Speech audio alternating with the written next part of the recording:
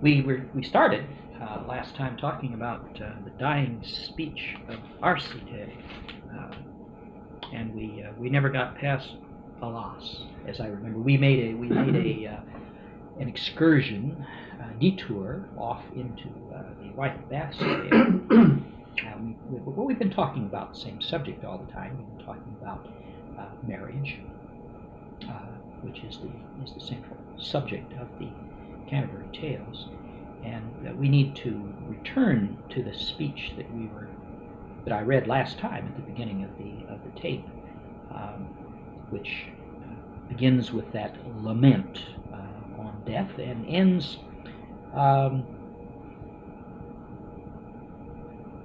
what is this world that asketh men to have? What asketh men to have? Now with his love, now in his cold grave, alone without any company. Didn't we talk about story and about how every story has a flip? Yes, we talked about it from time to time. We don't have a blackboard. And alas, every once in a while, alas, we have no blackboard. Needs a blackboard because you have to draw it out. But a story has a beginning, a middle, and an end, says Aristotle. But that registers in the intellect, but not in the imagination. Every story has a long, even a short story, has a relatively long build up to a certain flip. Aristotle calls it the reversal. If it's a comedy, he says, things have been getting worse and worse and worse and worse. And there's a flip, and everything's fine, and they live happily ever after, and that's a comedy. Or if it's a tragedy, everything gets better and better and better, and there's a flip, and it ends with a disaster. And Aristotle says that's true of every story.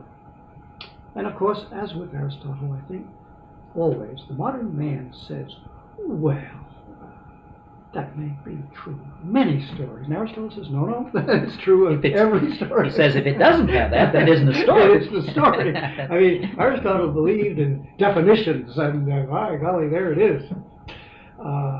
And it is true. I think we've said this before, too, that we are accustomed to reading things that are called stories that are not stories at all. That is, the modernistic James Joyce. If you read James Joyce's stories, you say, well, that doesn't happen. There isn't a middle, beginning, a middle, and an end. There is no reversal, and you say, well, yeah, that's it. But James Joyce wasn't writing stories. Well, Aristotle would say, well, that's a sketch, or something like that. Right. And he might even say, well, that's fine, but it's not a story. Yeah. Well, and you could say, too, that James Joyce was doing that on purpose. He knew what a story was perfectly well. He wasn't You mean it was a non-story? Yeah. It was an anti-story. It was an anti-story. He's deliberately writing stories that aren't stories because he's against it. He doesn't believe. But he couldn't do that without us knowing. That's a very important point with a lot of modern writing, that it's meaningless except as a revolt against something. And now, 100 years after the modernistic assault, alas, most readers have really lost the tradition of Western civilization, and they no longer know the point, quotation marks, of a James Joyce story. The point was that he was attacking stories that have point. But if you don't know stories that have a point to begin with, you don't even know what James Joyce is doing. Yeah. And that would be true of all surrealism. Well, or even someone like the American writer William Faulkner, whose most famous novel is called The Sound and the Fury. Now that, of course, is taken from Shakespeare. It is a tale full of sound and fury signifying nothing. Now that he chose as a tale, he chose the Sound and Fury as the title for that novel because his story is like that. And he says, well, life is like that. Now that's Macbeth, of course, in the depths of despair at the end of the play when he has lost everything, and he concludes that life is meaningless. Well, you can understand how Macbeth would draw that conclusion, all right. You couldn't take a better example. Just a minute ago, when I was talking about Aristotle, and I said, now, tragedy does this, comedy does that. It came through my mind that I ought to illustrate it, and then I thought, well, we haven't got time, let's keep going. But it occurred to me, for example, Macbeth, because if there was ever a story that illustrated Aristotle's definition of a tragedy, Macbeth flips exactly on that speech. Yeah, where Macbeth realizes that is, Macbeth has been successful. Everything. What is tragedy? What did I say?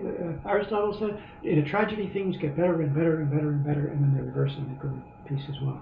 Macbeth, everything gets better and better. I mean, he becomes the king, he becomes the greatest man in the world, and it's at that moment that he suddenly sees he's failed. But everything's failed. That's when the story turns. It isn't the death. I mean, Macbeth goes out and fights Macduff. Oh, he's killed. It's inevitable. Yeah. Right. He's already dead. It's in that very speech is the turning point, and that is wonderful because, as you say, Faulkner, who knows that, very well picks it out and says, "Well, what I'm going to do is write a novel from Macbeth's point of view at that moment." And of course, there it is. There's no point. It's pointless. Yeah, well, the story begins with a tale told by an idiot. That is, one of the leading characters of the novel is an idiot. Benji is an idiot, and his mind his mind is shot. He can't think, and so you get a narrative which is not really even a narrative, much less not a story. It's written in his. According to his perception. Yeah. And so it's fragmented, terribly fragmented. But then, as you read on, you say, well, gee, everybody in this novel's like, you get different characters, but they're all like that. They're all nuts. Yeah, the intellectuals who've been to Harvard are just as bad. They're all, of course, the whole family's, it's a decadent, and he knows this, of course. He knows that they're a decadent Southern family, and that all of them are touched with some sort of insanity, and that Benji is just kind of the nadir of their the tendency. He's the best of them. He's really the best, right? He's at least innocent. Yeah. But it is he's deliberately imitating he's writing a story which he believes coincides with the condition of modern life and really reflects the way things are. Whereas that's exactly what Aristotle says. The story is an imitation. It's an imitation of life. Oh. Life is like that.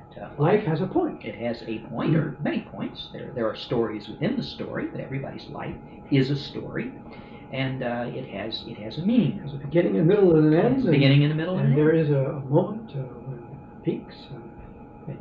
We could extrapolate and say history is not chaos. History has a story.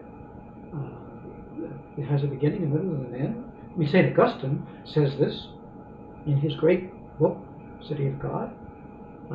The turning point of history, of course, is the crucifixion. The whole turning point of history is the intervention of God. That is, God turns the whole thing around and reverses everything. And everything is changed. And when Christ dies on the cross, he says, consummatum est. And that is not only the consummation of his life, but the consummation of history. And from here on in, we're waiting for the end. But the significance is already in. So Aristotle says all reality has a significance, and poetry is that mode of knowledge which imitates it. There are other modes of knowledge which argue about it or which demonstrate it, prove it. Those are rhetoric and dialectic and science. But poetry imitates it. Poetry doesn't say anything about reality, but it moves and gives you the experience of it, and it does it by that process. And the modernistic writer rejects that and writes a deliberately, self-consciously pointless story, and in doing so, illustrates the truth of Aristotle's position. Because he's simply negating. The only thing that the modern writer can do is negate, but you can't negate unless there's something to negate. The devil proves the existence of God. Yeah.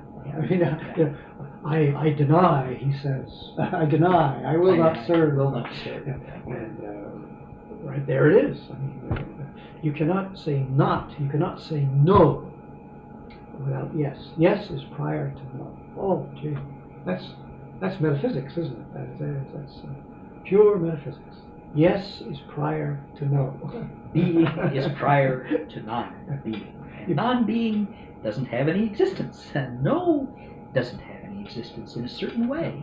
It takes its existence from the yes. It's as evil, as Boethius pointed out, and as we pointed out at the time, does not have a positive existence. Evil is a privation of the good. Now, this speech is the turning point of this other night's tale. Now, it goes on for another, couple hundred or more lines. I mean, in fact, there's a wedding, but the wedding of, now am I going to get it wrong again? Palamon? Palamon, yes. Is the one who survives? Yes. Palamon marries Emily. And someone might say, well, that's the end. It has a happy ending. They lived happily ever after. It has a happy ending. Palamon and Emily get married. You say, yes, but that's a consequence. That's of the speech. Yeah, that's the epilogue of the whole thing. It's the word after the end, and you get those. You always get that in a story. Not to say always. You don't always a story never ends on the end. No, it doesn't end always right a at the end. letdown. There's something. There are consequences. We say there are consequences. The consequence at the end of it, and it may only come in a few lines. It doesn't have to be long. In the case of Macbeth, the play only continues after that for maybe a couple hundred lines. Really? Is it that near the end? It's very, very near It's in the the end. last act. Yeah, it's in the last act. Oh yes. Usually Shakespeare backs those up to, Well, even you see But when he goes out and says, "Lay on Macduff." Yeah, that happens. This play is already over when he says that. No, he says, "All right, I'll fight with you." He knows he's going to die. He knows. But that's it. Maybe there's one more scene I can't remember, but it's very brief.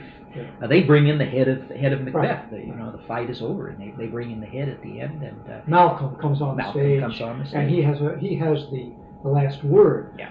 The last word is, well, let's make a distinction. Every story has a beginning, a middle, and an end. And then it has a conclusion. I'm making that up. Aristotle doesn't use that word, I don't think. But it makes it clear, I think. That is, there has to be a conclusion. You can't, if you end on the end, that's not right either. It's too explosive. Mm-hmm. You couldn't stop the play with that. There has to be a letdown. We have to be brought back to some kind of normal situation. There's a return almost to the beginning. That is, Macbeth disturbed the peace of the realm of Scotland right at the beginning of the play. What bloody man is this? That's almost the opening lines, I think. It's the beginning of the play. And Macbeth rushes on the scene, and he's been a hero. And the king praises him, promotes him, honors him. And that's where the order is disturbed. And the whole play works out the consequences of that disturbance. At the end, order returns. A kind of peace is recreated. But that's the conclusion. But the turning point of the play, what we call the crux of the play, the crucial moment. And there's a great play on the crucifixion with that word. Sometimes they call it the dénouement. They use that French critical phrase, which means the untying of the knot. There are various words for it. Aristotle uses reversal. That's in this speech here. That is, it's the death of Arcite. And not only is it the death, but it's the realization, that is, it's the awareness that Arcite has. And it's right in those lines that you just read. What is this world?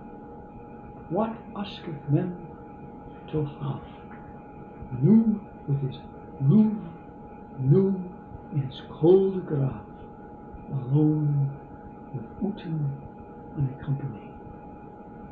They are the most beautiful lines, the most moving lines. And what is it that he's saying?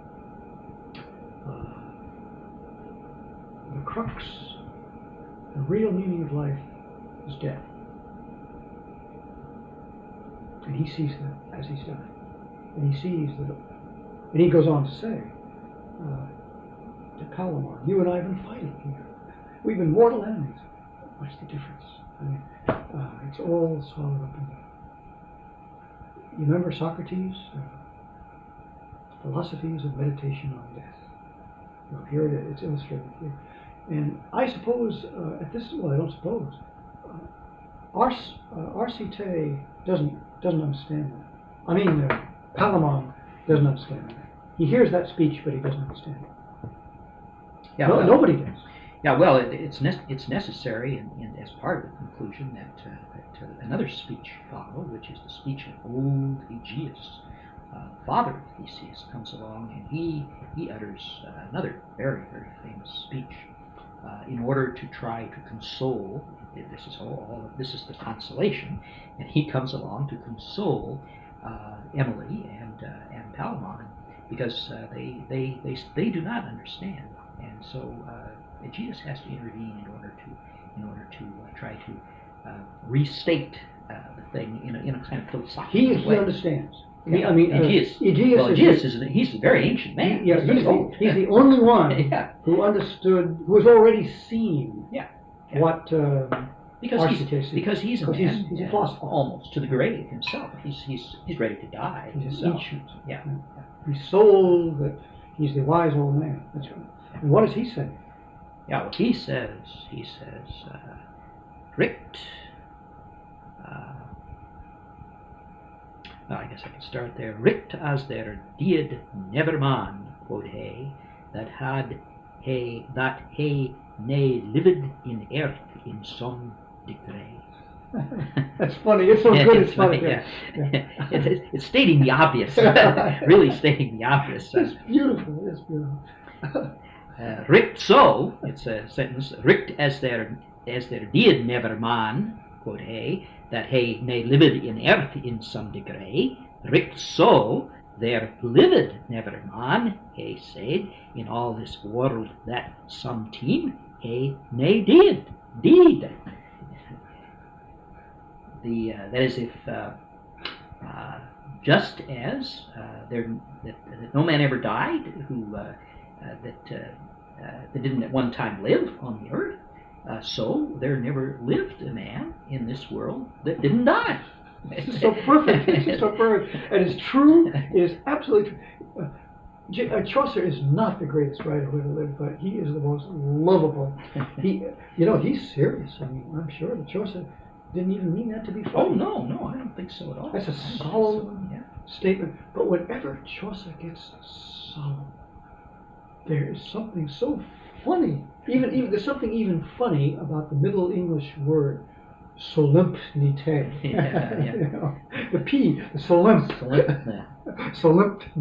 But these are the most solemn words that can be stated about death, and they're funny. See, they're not deliberately funny. We're always interrupting ourselves and making digressions. There are three ways of being funny. There are three kinds of comedy. There is what we today call the comic, the comedian. He cracks jokes.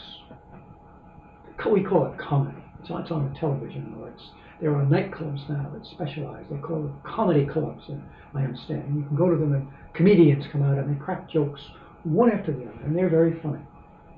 And then there is humor, which is totally different. Humor is not composed of jokes, but drawing out things that are funny in everyday life. You don't do much more than point it out, or perhaps exaggerate a little, but not even too much.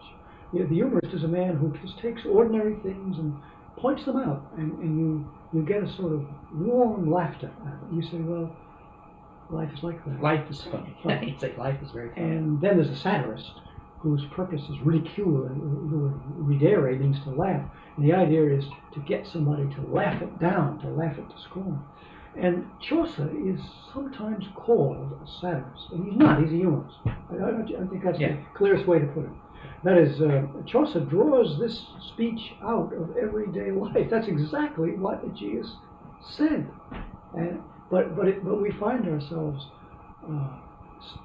sort of spilling over the way tears come to the eye. You know, I mean, there's tears are a very strange sensation. It spills over. I mean, it fills up and runs over. You don't spit it out, or you don't excrete tears. I remember once reading in a medical book or somebody saying that tears were a form of excretion. I thought that's ridiculous. That is absolutely ridiculous. Some damn scientist, some medical man said that. They say they well up. They well up in your eyes, just as emotion wells up. Certain emotions they're the emotions that have to do with tears. There's a welling up in the heart. And humor is a welling up of the heart. Well, humor is actually the word humor means something moist. What word? It has to do with liquids. Humors are liquids, and humor has like that. Humid, same word. Yeah. It's just there's a softness about humor. There's an affection in humor. See, there isn't any affection in satire. Satire. Even there's a distinction between gentle satire, perhaps ambitious, but even gentle satire is well, what is the purpose of satire? Correction or punishment? Those are the two ends of satire. I mean, it's either correction or punishment, which is justice. Yeah. The purpose of satire is the execution of justice. And if you can, you correct it, and that would be gentle satire, as you try to make things better. Or you say, well, they can't be better, but I will destroy that guy. I use vituperation, polemic. Shakespeare has the phrase that he uses in Midsummer Night's Dream. A character uses it in rejecting a play that is proposed. This is again Theseus by chance. Someone comes to him, the master of ceremonies comes to him and says, well, what kind of a play would you like to have to celebrate your wedding? And he proposes a play. He gives the name, describes it, and Theseus says, oh, no. He says, that is some satire, keen and critical. He doesn't want that. He rejects that. And those are the words he uses. Keen and critical, sharp.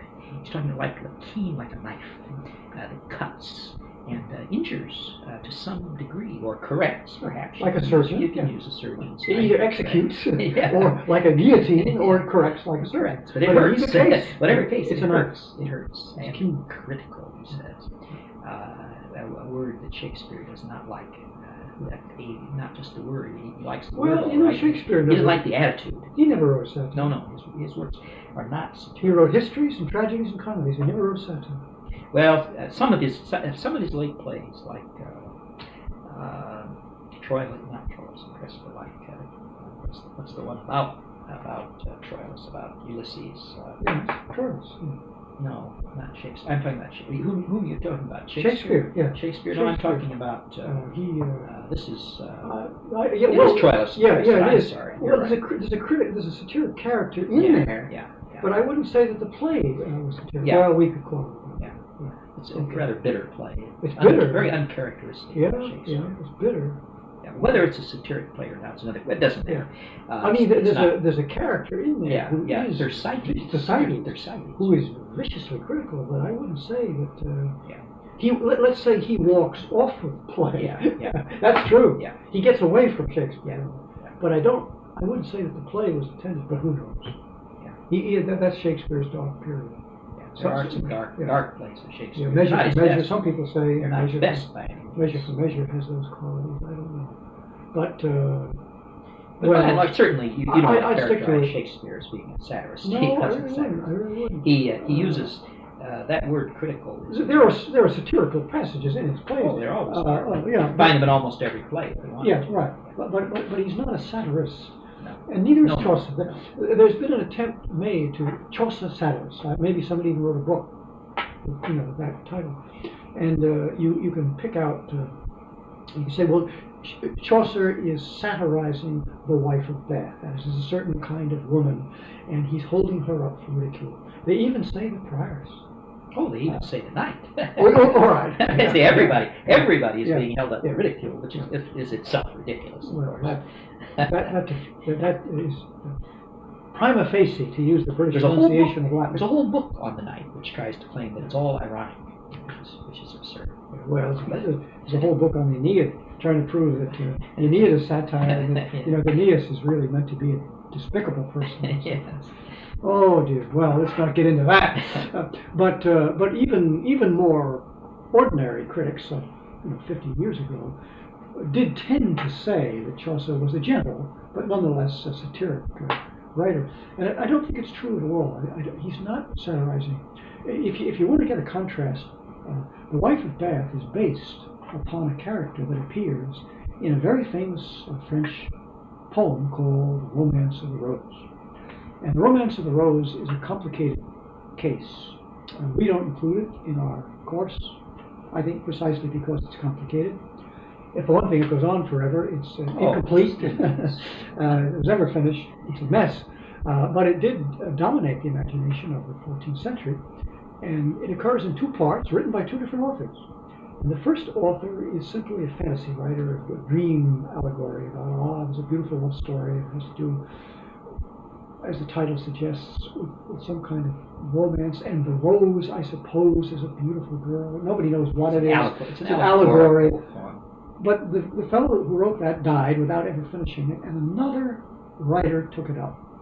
Jean de Meung took it up and finished it. Well, he didn't finish it either, but he carried it on for about 20 times the length of the first author, and that's satire. I mean, he holds the mirror up to his age, and he has vicious portraits of types, and he has a woman in there called simply the old hag, or the old lady, la vieille. She's not a person at all, she's a type. And he ridicules her from beginning to end. Now Chaucer does borrow, he had read that, and obviously, I suppose he even thought it was great, and he borrowed. He even translated part. He translated the first part. First part. That's interesting. Yeah, he translated the romantic part, but he didn't do the Jean de Meung second part. I don't think he could have. He's not up to that. Chaucer doesn't have that kind of mind. Jean de Meung is vicious. And I mean, there are passages that I suppose you can say are very good, but he has that critical scalpel. So I would say, that may be satire. There is such a thing as medieval satire, and Chaucer borrows from it. But we were talking about this last time. The thing about The Wife of Bath is she's like Falstaff. You made the comparison. I'd never thought of that before, but she really is. That is, you start out maybe with the intention of satirizing, but you end up, I won't go so far as to say that you fall in love with her, but you couldn't do without her. I think she's on the trip. I think you said, we said, maybe I said last time, she's irresistible. she's like false. Yeah. Irresistible. For all the faults. Especially. You would, that is, if someone said, well, who's the party on this trip that you could do without? The Wife of Bath would be way at the end of the list. You'd say, I don't know, I could do it. There are several people here I could do without, but not the Wife of Bath. I wouldn't want to get rid of her. She's the life of the party in a crazy way. She really is. Well, in a way, you see, as someone has, I mean, the argument that old Kittredge made about these marriage tales was that the Wife of Bath starts it all off. Well, that's not quite true. But the knight starts it off, but he didn't intend to fight about it. No, but she's the one who comes in with a tale. In a way, she really states the position of the antagonist. The knight offended her. He's a male chauvinist. She takes the antagonist position. She is going to uphold the other side in this debate, and in her long introduction, she states the position of the other side, so that what she does is kind of draw the battle lines for this whole thing. So it does become a kind of debate. Whereas the knight just kind of took it for granted. This is the norm. What he describes. He never is the norm. He never dreamed that it was controversial. No. And then the clerk comes along and answers the Wife of Bath with the famous tale of the patient Griselda. The tale of the patient Griselda is a medieval tale. So far as I know, the origin of it is Petrarch. and then Boccaccio borrowed it and put it at the end of the Decameron. Now, and retold it. It's the last tale of the Decameron. Gee, there's a better example than John de Moni. Satirical. Satirical. Chaucer is often compared to Boccaccio's Decameron, and the spirit is totally different. I don't think you could. I think John Milton is closer to Chaucer than Boccaccio. That is, Boccaccio is satirical and critical and just sardonic. Boccaccio has a baleful view of the human race. Now he's a bitter writer. Funny, but funny in a nasty, rather cruel way. And in his case, it's hard to know whether it's for correction or punishment. I think it's, gee, we ought to add a third. And he takes a kind of delight. That's exactly in this debate. And in her long introduction, she states the position of the other side, so that what she does is kind of draw the battle lines for this whole thing. So it does become a kind of debate. Whereas the knight just kind of took it for granted. This is the norm. What he describes. He never is the norm. He never dreamed that it was controversial. No. And then the clerk comes along and answers the wife of Bath with the famous tale of the patient Griselda. The tale of the patient Griselda is a medieval tale. So far as I know, the origin of it is Petrarch. And then Boccaccio borrowed it and put it at the end of the Decameron.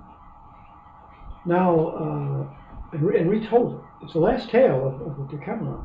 Gee, there's a better example than John de Moni. Satirical.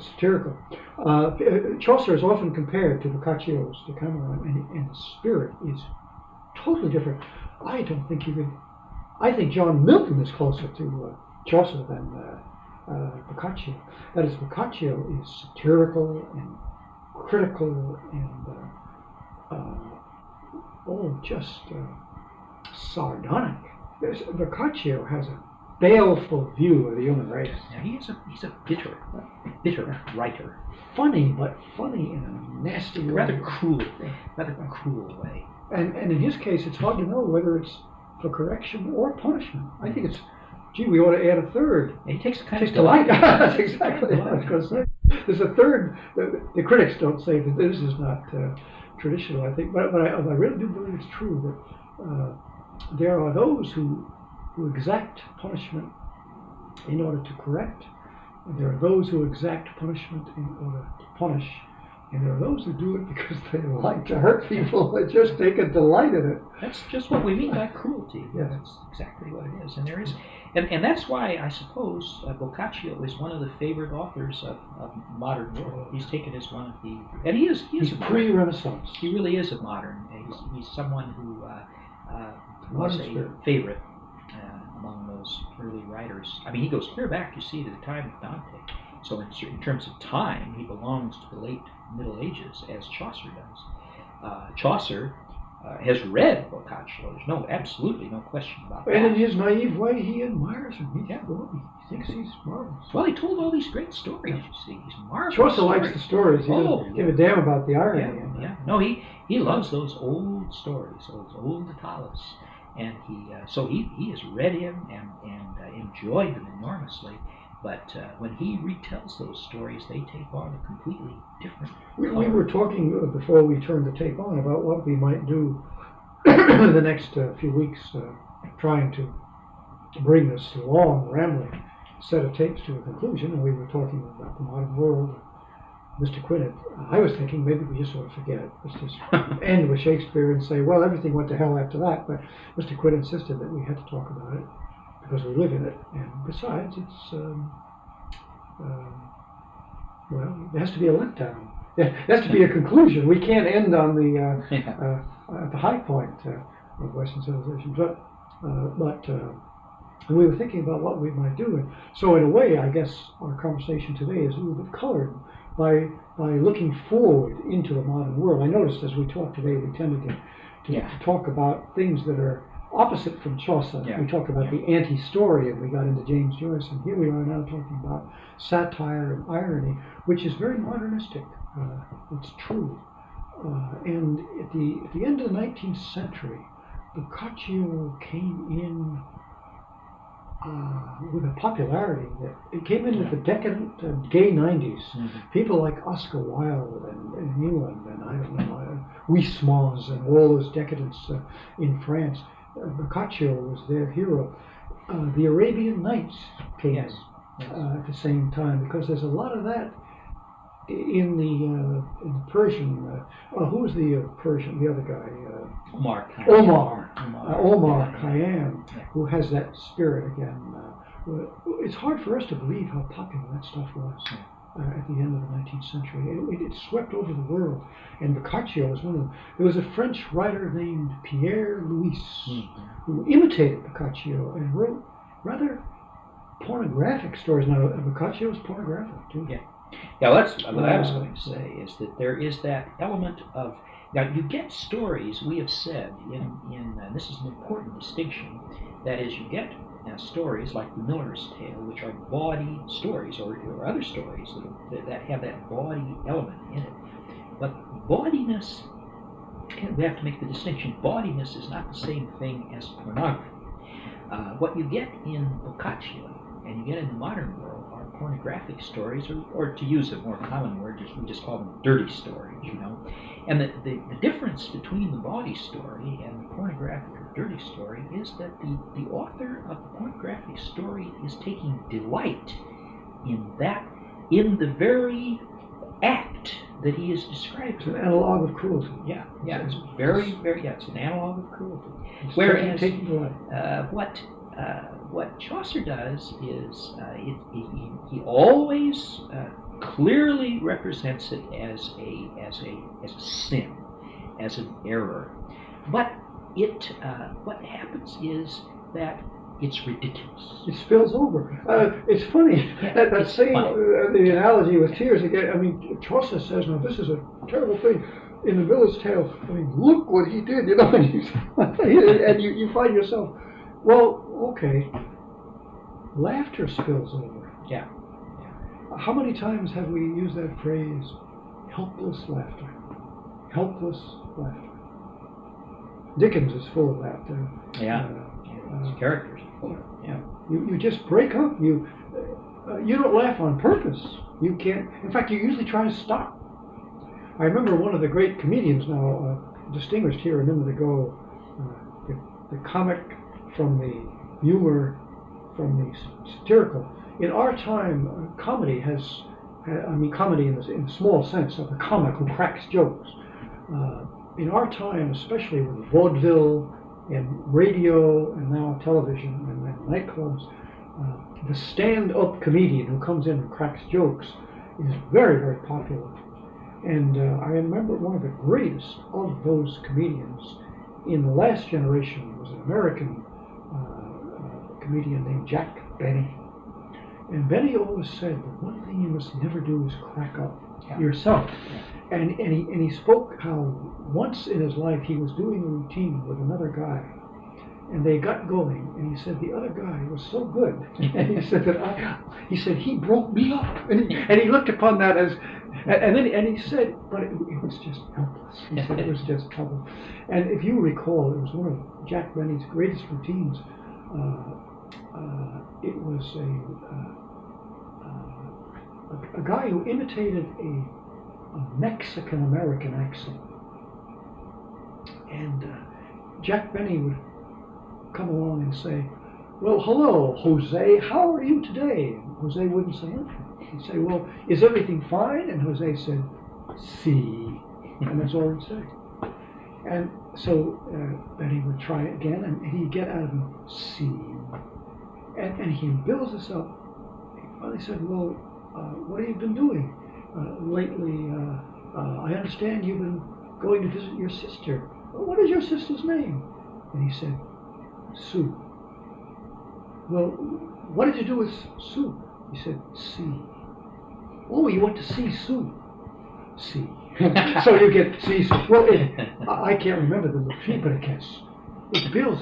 Bills. So you get see sus. In fact, he said, "I'm going to court." Why are you going to court? I'm going to sue. Sue who? Sue. See. Oh, see, sue. And you crack. But Benny said that guy cracked me up. He said, well, I think that's an illustration of what we call helpless laughter. You roll on the floor when you hear that thing. Those guys, those expert comedians, worked up what they call routines, which have about them an aspect of perfection.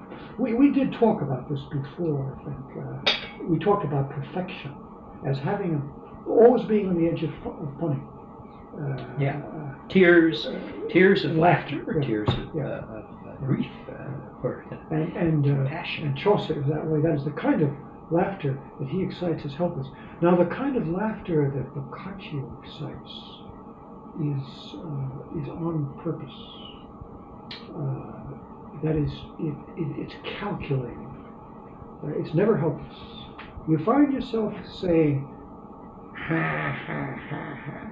Yeah, your laughter indicates you say, I knew it all along. Exactly. I knew it all along. It especially brings out everyone's own propensity to see the harsh and raw side of life. Cynical. Yeah, cynical. You get in that mood when you read Boccaccio because he says it every time. He always reverts to that cynical view of life, and so you get into that mood. So you get that harsh laughter of recognition when you see it, because it's always there. It's planned. It's plotted. But with and it's always that I told you so. Yeah, that's right. It's an expose. It's critical. It's destructive. Whereas laughter is always a surprise. That is, you say, I never believed that. For example, even in a simple routine like I'm going to sue, see, even the thing like that. I think what strikes you as funny is you are amazed at the coincidence of sound. that is that it all comes together. A moment ago, you were talking about something else. Again, it was before the tape started, but you were saying, we were talking about another subject and I couldn't recall it. It had to do with the Book of Job. But you were saying, you used that phrase, you said, I can't believe how it all came together. And in humorous comedy, that's what happens. It all comes together. In a Shakespeare play, for example, some of his plays are pure comedy. Shakespeare wrote comedy, and I mean slapstick. Is it his very first play, The Comedy of Errors? It's one of the earliest, very early plays. It is hilariously funny, and what he uses the old routine. He got it out of the Roman stage of twins. It's just a natural. He's got two sets of twins. Well, that's going to be funny because they get mixed up. Not just one set of twins, but two. And they have wives, and so the whole thing goes crazy. And you find yourself at the end of the play helpless because they all meet each other. They all come together, and you just say, you're surprised.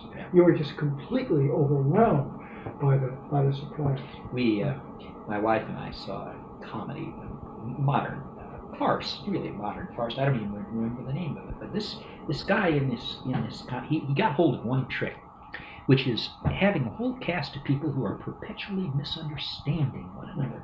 I mean, in foolish ways. They'll say, "Go get the door," and this girl says, "Well, what do you want me to do with it?" She says, she takes him literally. Go get the door. No, he doesn't mean go get the door. Go open the door. Oh, go open the door. They do this all the time. It just happens all the time. Taking things literally. They're intended to be, and you just that's a trick. It's very funny when it happens, and it happens over again. And we all went out of the theater, and of course the thing is, the next thing you say to somebody, they're going to misunderstand. It turns out you do that all the time. It happens to you.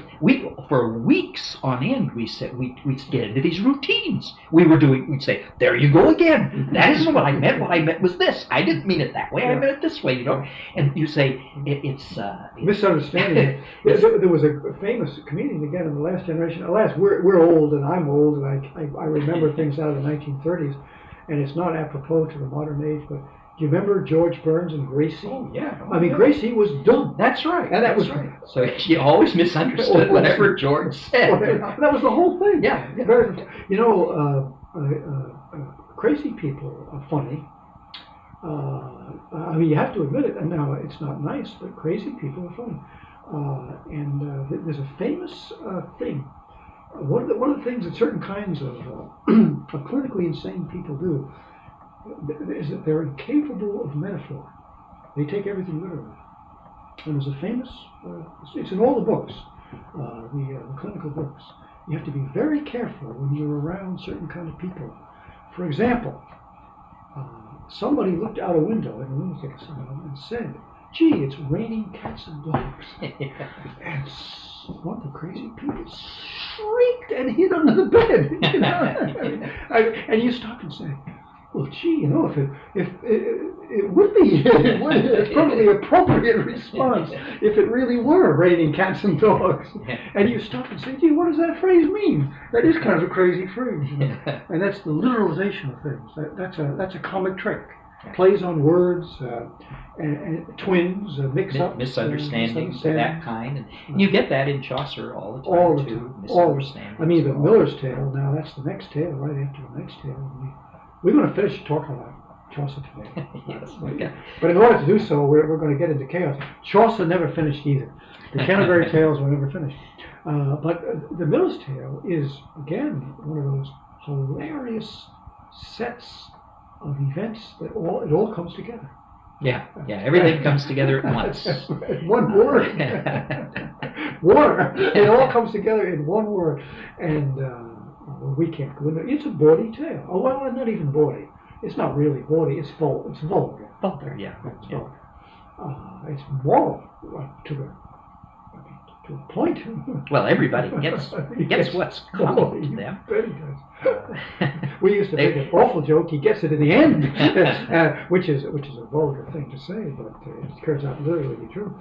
And it has, I think, again, it's not refined. That is, it is vulgar.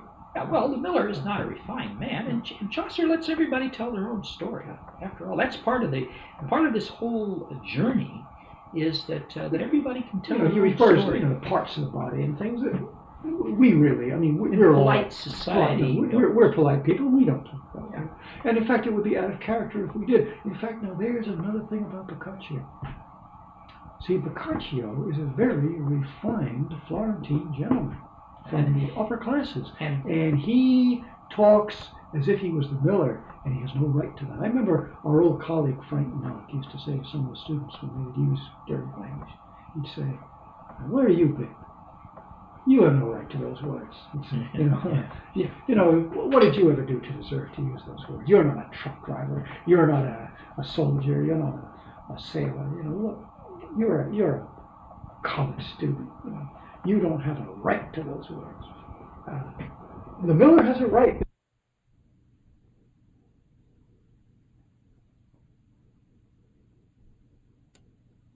In fact, I think that's what you'd say about him in general, is that he represents the decadence of the Middle Ages.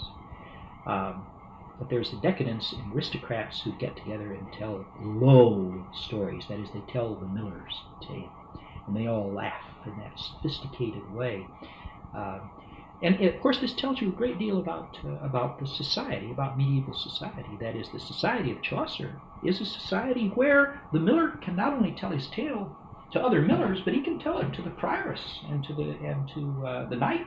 It's a hierarchical society. Yeah, they all laugh. They laugh. They think his story is funny, and they don't feel there's anything inappropriate about it. Well, the Miller is a free man. Yeah. We pointed this out about hierarchy. Hierarchy presupposes and defends subsidiarity. Nobody can interfere with that miller because he has a right to be the miller because he is the miller. But in a democratic society, there aren't any rights. If everybody's equal, nobody has rights. I mean, what is a right? I mean, a right, in a way, if you want to define a right is something over others. I mean, I have a right to do this, and you can't stop me. But if we're all equal, we can all stop each other. There's no... an equal society eliminates rights. And the miller has his rights. Well, gee, let's finish this speech because, well, maybe we don't even have to finish it, but let's just look at those words. We were talking about it now. What is this word? What asketh man to have? Nu with his love, nu in his colder grave, alone with Uten and a company. Farewell, me sway to foe be Emily, and soft to talk me in your arms to way, for love of God, and hearken to what he said. Ye have here with me cousin Palamon had strife and rancor many a day agone for love of you, and for me jealousy, and Jupiter so wheeze me soul gie. That means may Jupiter guide my soul. Chaucer all of a sudden remembers that this is a pagan tale, and he can't say God. He says, just above, he said, for love of God. Three lines above, he said, for love of God. And suddenly he says, oh, damn it, this is supposed to be a pagan tale. This is Theseus and Palamon. So he says Jupiter.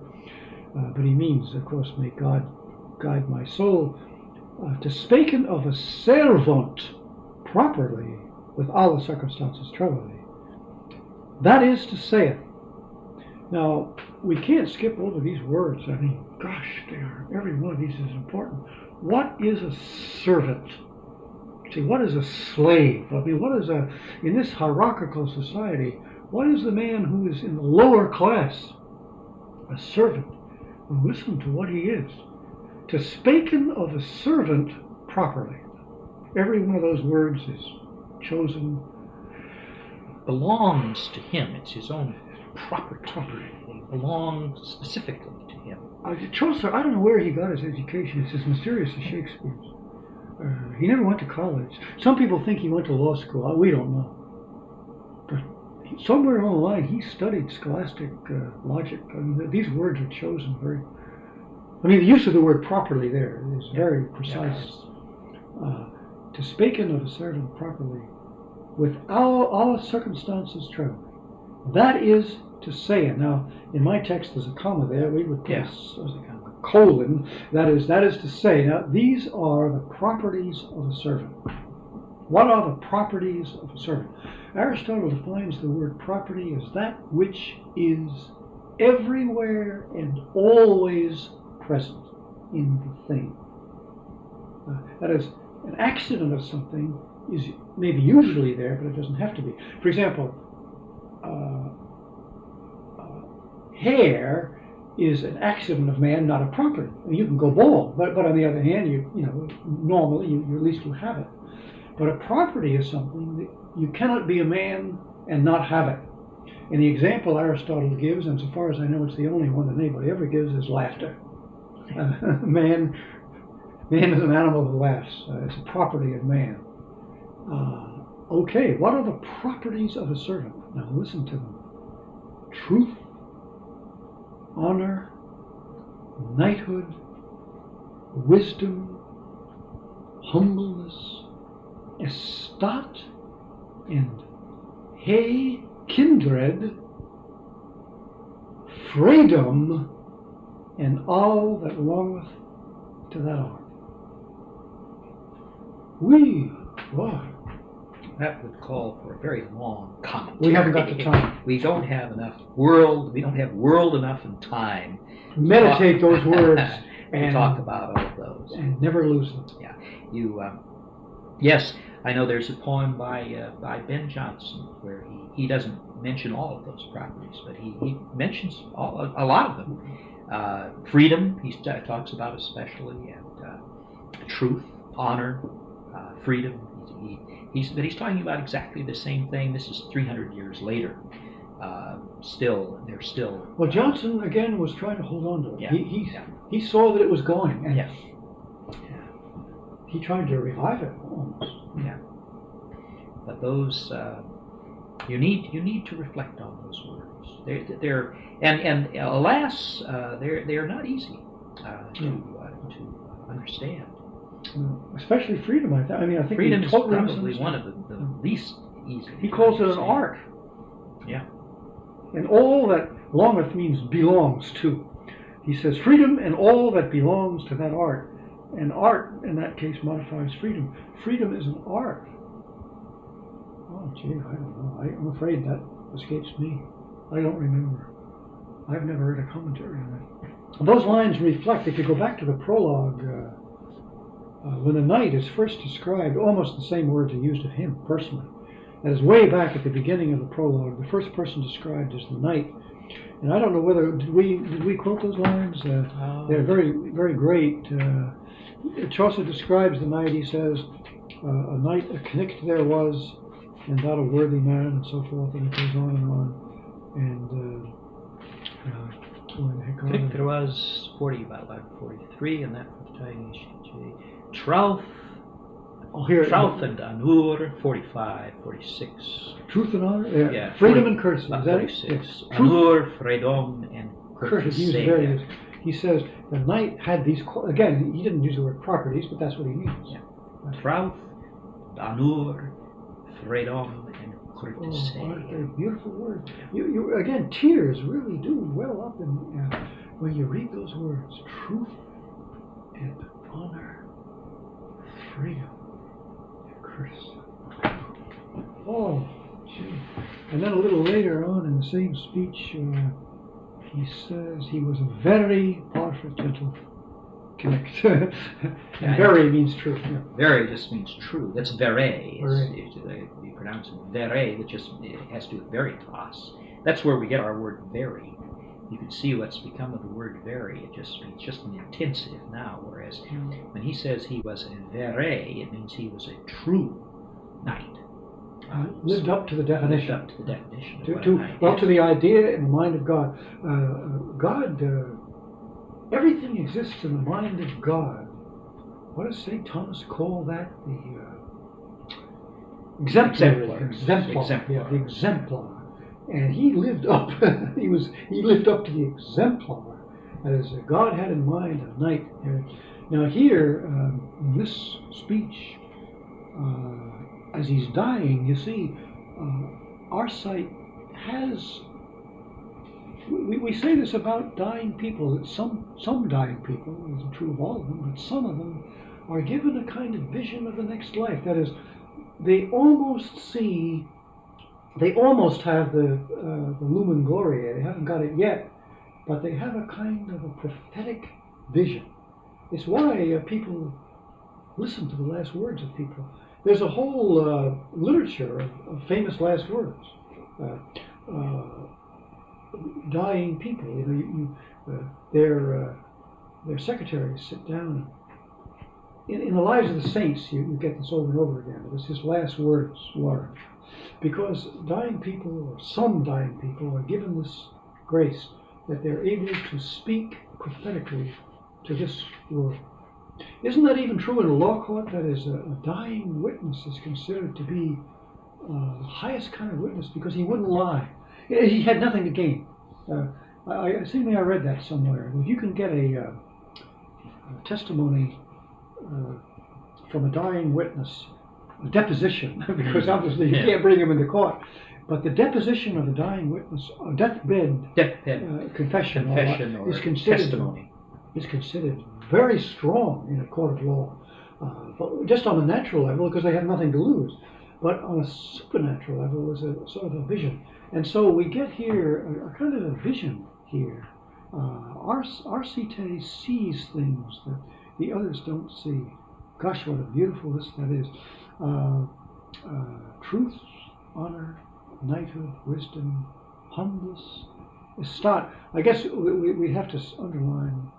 Up to now, maybe those words might be misunderstood, but at least we know what they mean. That is truth, honor, knighthood, wisdom, and humbleness. Estat is a little bit hard. I think that means station in life. Yeah. A person's station in life. And high kindred. Oh, that's offensive to a lot of people. It's offensive to the wife of Bath. She attacks that. We quoted her, when Adam delved and Eve span, who was then the gentleman? And, just because you're born an aristocrat, that doesn't, just because your ancestors were important doesn't mean you are. But the knight here, through the mouth of R.C.T., lists high kindred. That is, you are a function of your ancestors. I always remember the boast of the Irish. The Irish say we're all descended from kings. I think it must be true. It must be true. Well, it's true of me anyway. And I think of you too. I don't know. My name is Quinn, and Quinn certainly means queen. It certainly means queen, but I think senior probably means seigneur. Certainly. At least it means somebody, member of the court. might not get up to the king. Yeah. My Irish ancestor is named Hennessy, and so far as I know, it's connected with cognac. I don't know the origin of it. But it's a famous saying. I don't know where that comes from, but the Irish, all the Irish have said it from king. Yeah. But certainly in a hierarchical society, people are proud of their ancestors. And a man named Smith, let's take the most common English name. By golly, he ought to be proud. That is, he's not descended from kings, he's descended from smiths. Well, if you said to a blacksmith, well, how would you like to be king? Oh, that's the most ridiculous thing in the world to say to a blacksmith. A king? I'm a blacksmith. The American poet Henry Wadsworth Longfellow, who has been ridiculed by modern critics, and I'm afraid with a certain amount of justice. We were talking about Shelley last time. We were saying, well, Shelley's a great poet, but he's pretty bad too. When he's bad, he's awful. Well, Longfellow, when he's bad, he's awful. You know what I just did? I quoted one of Longfellow's most famous poems. Good little girl, bad when she's bad, she's horrid. Yes. I mean, Longfellow has a couple of good poems, and one of them is The Village Blacksmith. Yes. Now that I don't know, but what we want to defend under the village, under the spreading chestnut tree, the village smithy stands. Something other with arms like iron bands. We used to memorize arms like iron.